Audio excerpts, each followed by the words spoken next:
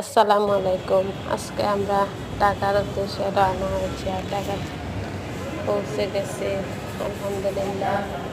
দুপুর 2টার সময় রওনা হয়েছিলাম আর আজ 8টা সাড়ে 8টার দিকে পৌঁছেছি আলহামদুলিল্লাহ। গাড়ি আইয়া নামছে একটা ফ্লাইট নিচে 4 দিনের লাগে আর আবারও ঢাকা চলে এসেছি। গাড়ি থেকে আমরা ব্যাগপত্র সব কিছু নামানো হয়েছে আর লিফটে আমাদের ফ্ল্যাটে 4তলায় চলে যাবে। তো আমরা এখন লিফটে উঠলাম। লাগতো না আজকে লাগে কয়তলা দুইটায়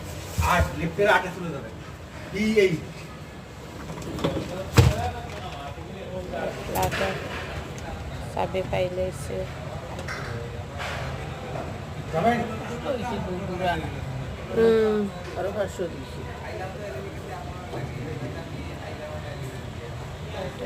ঢুকে যাই